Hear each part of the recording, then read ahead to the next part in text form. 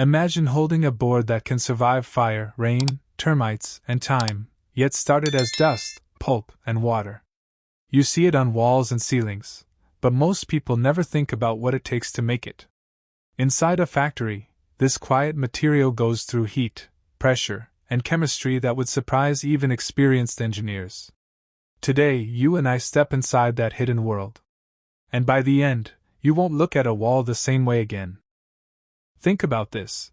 These boards resist fire up to 1000 degrees Celsius, yet they begin as simple raw ingredients mixed in precise ratios.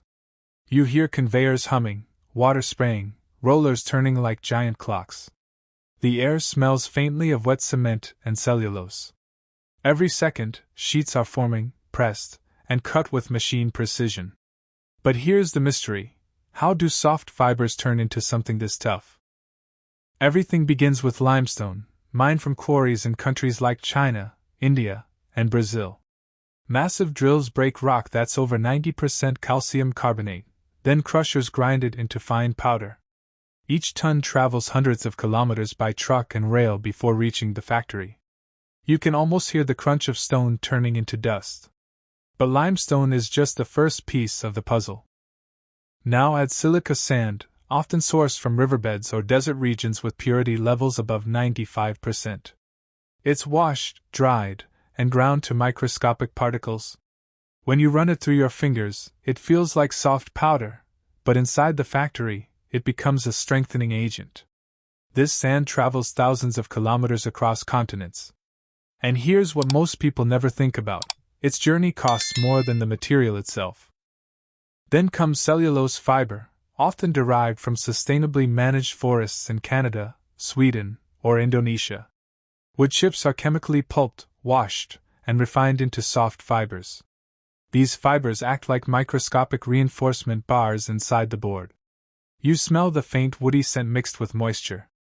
And this is where it gets truly extraordinary. Without these fibers, the board would simply crack. Water, cement, and additives complete the mix.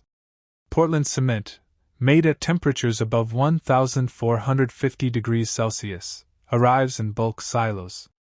Chemical additives control curing speed and durability down to fractions of a percent. Each ingredient is measured with near-perfect accuracy, sometimes within 0.1%. But here's the question, what happens when all of this finally comes together? Inside the mixing chamber, raw materials combine at high speed, up to 1,200 revolutions per minute. Water binds cement, while fibers disperse evenly through the slurry. Temperatures stay around 40 degrees Celsius, just enough to keep reactions stable. You hear a constant churning sound, like a storm trapped in a tank. And within minutes, a thick, creamy mixture forms. But shaping it is where things get intense. The slurry moves onto a Hatz-check machine, where rotating sieves pull thin layers onto a moving belt. Each layer measures just fractions of a millimeter. Layer by layer, sheet builds up until it reaches desired thickness, often 6 to 12 millimeters. The process runs continuously at speeds of 60 meters per minute. What happens next surprised even experienced engineers. Fresh sheets are pressed under hydraulic rollers at pressures up to 60 bar, squeezing out water and locking fibers into place.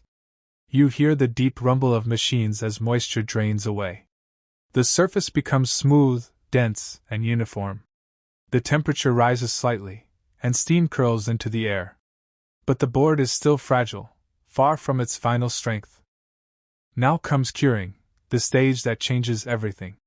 Boards enter autoclaves, giant pressure chambers heated to 170 degrees Celsius, or 338 degrees Fahrenheit, under 10 bar pressure. Inside, chemical reactions transform the mix into a crystalline structure called calcium silicate hydrate. It takes 8 to 12 hours. And when the doors open, the boards are no longer fragile, they're incredibly strong. After curing, cutting machines slice boards to exact dimensions, tolerances within plus or minus 0.5 millimeters.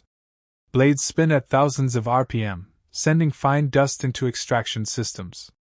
You hear sharp, precise cutting sounds echoing through the hall. Edges are trimmed, surfaces sanded. But even now, one small defect could mean rejection. Laser scanners now inspect every board surface in real time, detecting cracks as small as 0.1 millimeters. AI systems analyze patterns faster than any human eye. Cameras capture thousands of images per second. You see glowing red beams scanning across gray panels. But here's the twist: even with all this technology, humans still play a critical role. Quality control teams physically tap boards, listening for subtle differences in sound. A hollow tone can reveal hidden defects. It's a skill learned over years. Machines can measure, but humans can feel. Rejection rates stay below 2%, but every rejected board gets recycled back into production. Nothing goes to waste. But durability testing pushes things even further.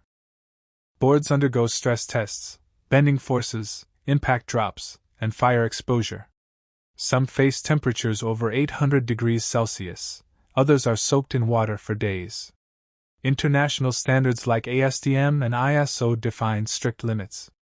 If a board fails, the entire batch gets flagged. And this is where it gets intense. Some boards are pushed until they literally snap.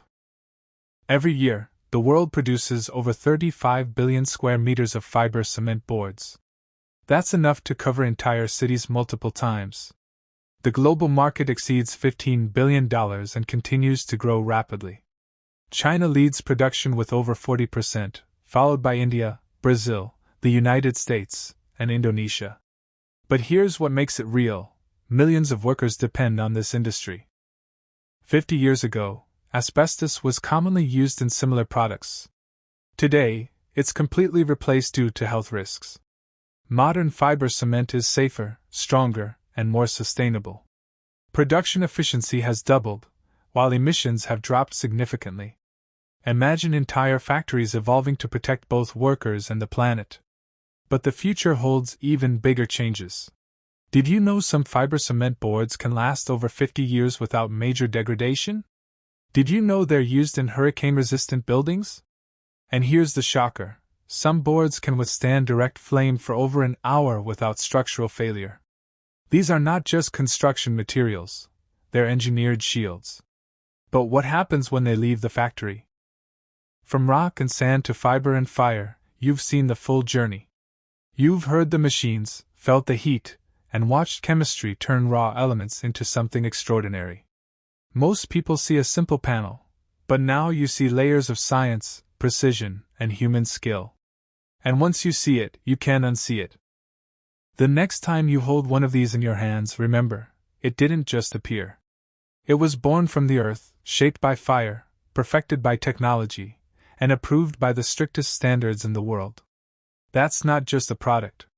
That's a masterpiece of human engineering. If you want to go deeper into the hidden world of manufacturing, tell us in the comments what product you'd like to explore next.